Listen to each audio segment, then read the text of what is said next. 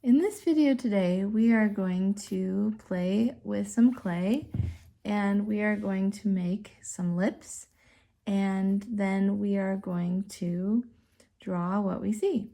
So the first thing that we're going to do is we are going to change our clay from a huge lump like this, and you can use as much as you want. You can use this whole thing if you want, but I think I'm gonna do it this way. And you might find, depending on what kind of clay you have, that you need to add some water. I'm definitely going to need to add some water here pretty soon. Notice how it's cracking here. The cracks mean that it needs some water. And we are going to want, excuse me, we're going to want to smooth the edges up. So what I like to do sometimes, this can sort of backfire by having the paper stick to the clay, but I don't really care about that because I like having my desk be on the cleaner side. So sometimes I put paper underneath. So see how this is like all cracked. It's still pretty pliable, but yeah. I'm gonna go and put a little bit of water, just a couple flicks on it, and be right back. Okay, you can notice how shiny it is. That means that it is, of course, very wet, and this is going to be a little bit messy, but just have fun. So we're going to try to have smooth edges, and you can use a butter knife. Actually, that would be a household tool that you can use. I have painting palette knives that I like to use, but let's just use what you have at home. So don't go out and think that you need to go get other things. So just use a butter knife. And if you're using Play-Doh or something, it might not be as messy as this. I think the consistency is a lot easier to work with. But this is Bakelite clay. This is what you buy. This is like a professional air drying model of clay that you would find somewhere. So okay, so now you can see that it's pretty flat, and then what we're going to do is we're going to sort of scoop up the lips here, and there are different ways that you can do this. You could add on to them, like you could take this and add on to them, but this is just the way that I've always taught it, so you're welcome to experiment with how you like. The point of this exercise is actually to take something that is 3D and make it 2D. So I don't really mind however you want to do it, just as long as you have something that looks like lips when you're done. So, and you can notice that I turned this around. I turned this sort of upside down. And you're welcome to keep it right side up if you want, but sometimes I don't mind having it go the other way, because you're looking at an abstract shape, and sometimes that just helps a little bit. So you might have noticed that I took some from the top. I'm kind of giving a little bit of a chin here, and looks like I'm needing more water. Okay, and then I'm going to make it right side up again. And this guy has very pouty lips. He's very, very pouty.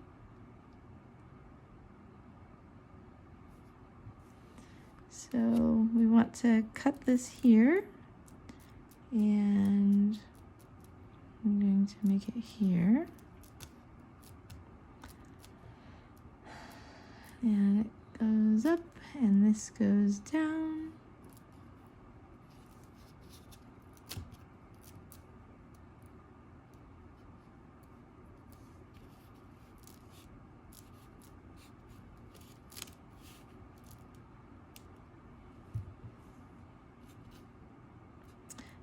And we gotta build these lips up just a little bit more.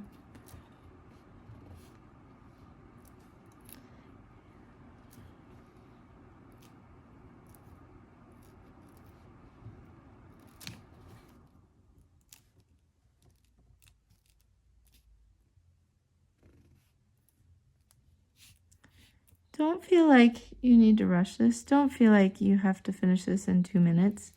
You know, this whole thing should take you at least an hour from start to finish. Not the whole modeling process, that it can. And if it takes you that, you can have fun with it and then come back later and do the drawing exercise portion of this.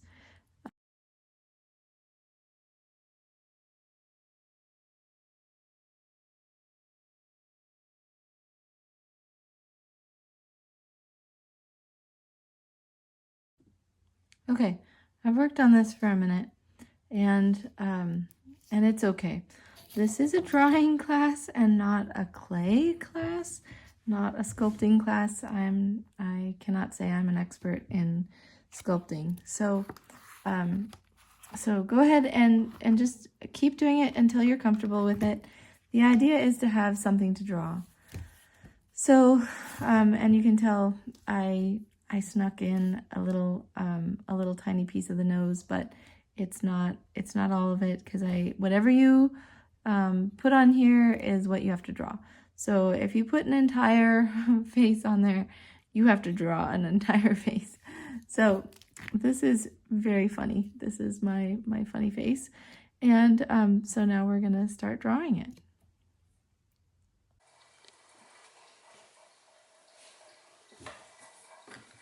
Okay, so we are going to divide this into 16 squares. So we have one line here, and we're going to measure this. I've got cameras everywhere, so again, I'm learning how to use this. Looks like this is about 21, so 10 and a half. Okay, so we're going to do 21.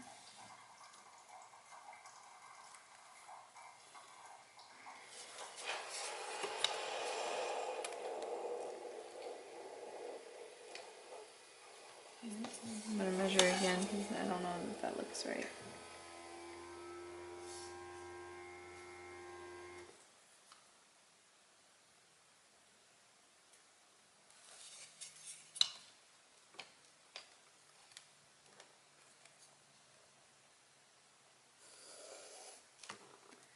Okay, and then you can tell I'm going to divide this.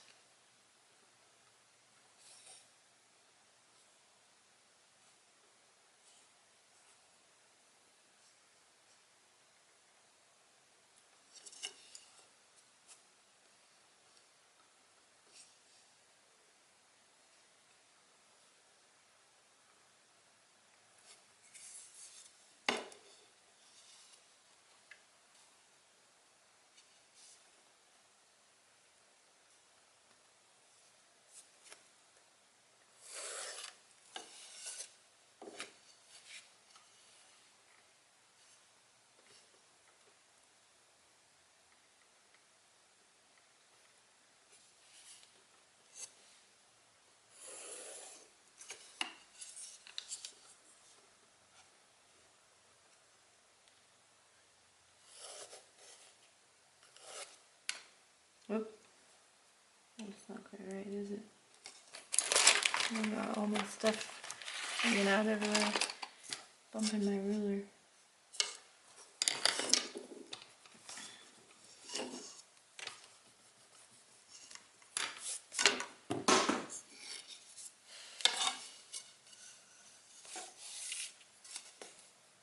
So just make sure that you have a half and then a half again.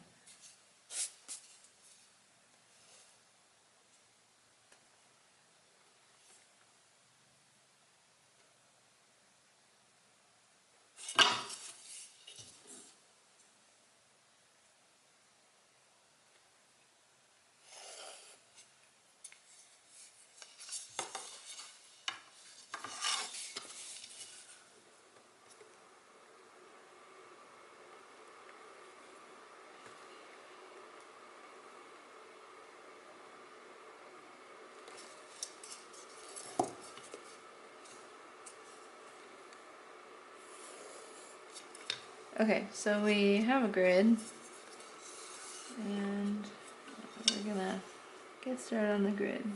So if you have a more complicated grid, then you can, you'd want to label them if you would get lost. So you'd want to do 1, 2, 3, 4, 5, 6, and then sometimes you can do A, B, C, D all the way up if you have a complicated grid, because you don't want to get lost. So I was using this pencil instead, which is H, 2H. Okay, so I'm gonna look and on my drawing, and I'm gonna send this to you too, so you guys can follow along if you want to know what I'm doing. You're gonna look at the outer edges of where your grid is. So I'm gonna label this. This is 1, 2, 3, 4, and this is A, B, C, D. So I'm gonna start at 2, 2A, and it comes to like here, and it goes out, and it goes down, and it stops at, like, it actually comes to the corner. And so I'm just gonna draw this, and you draw yours, and then I'm gonna speed up the video, and we'll see what comes up at the end. Okay.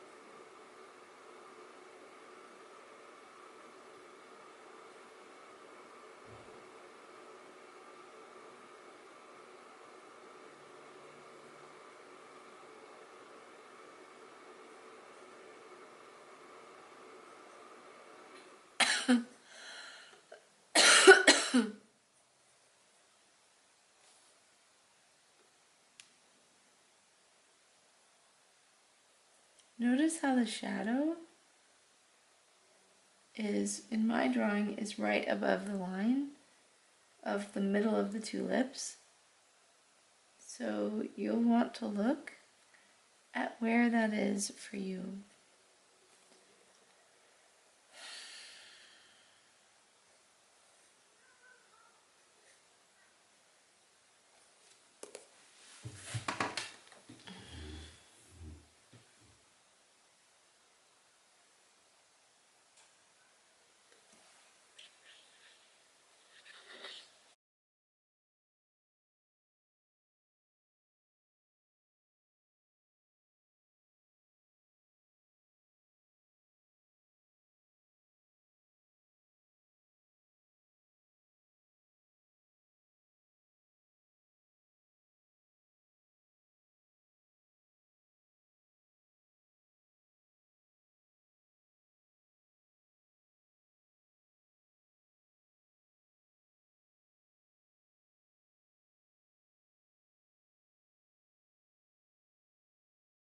In this diagram, you will notice that there is a spectrum ranging from 9H to 9B.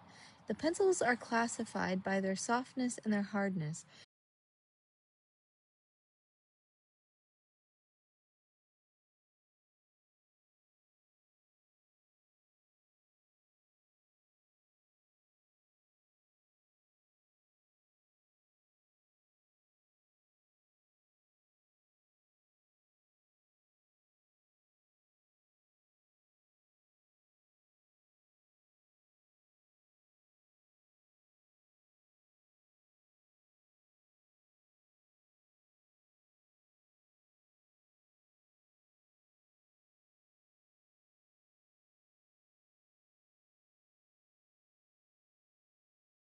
One of the best things that you can do for yourself is just remember that it takes time.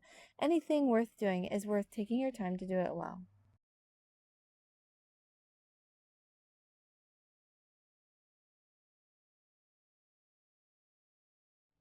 Even though you can't see exactly what I'm thinking by looking at the picture or at my clay model.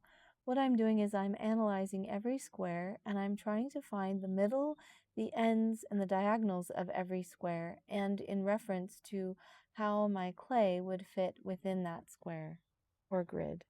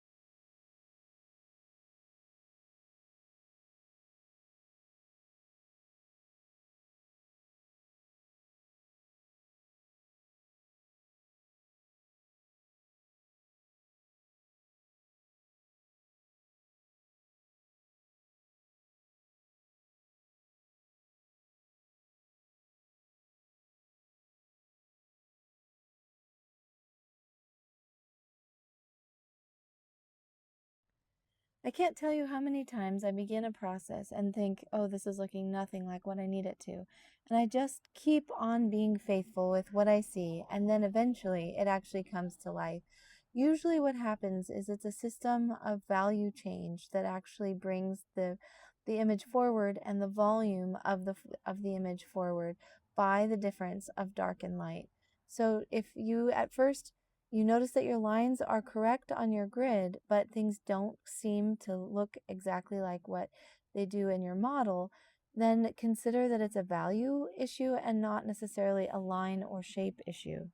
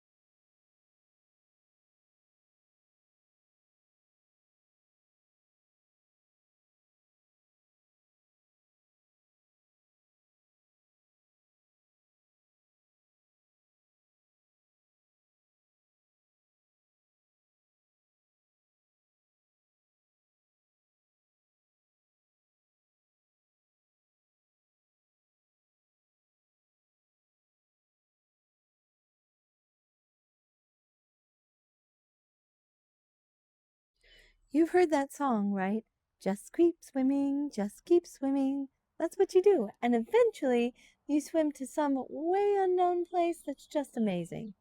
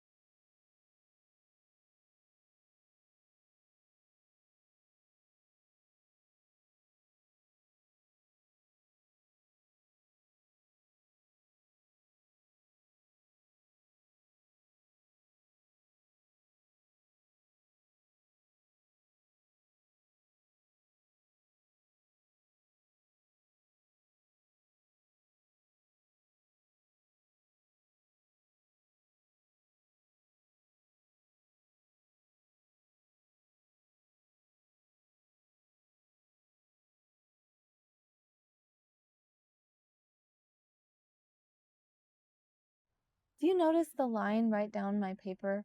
A vertical line, and then at the lower third, there's also a horizontal line. This actually means that it's a defect in the paper. And so this sometimes happens when you buy paper. It was completely not obvious when I turned to the page. No sort of scuff marks or grease marks or anything was on the paper. And this would just be from lower quality paper that I didn't know existed like this. So if this happens to you, it's an unfortunate thing. But I would recommend for your final product, if you want, you can clean it up within your camera app if you want. That's what I did for the purpose of this demonstration. But if this happens to you, don't be discouraged, and you can still present it to me the way it is. I don't mind that at all.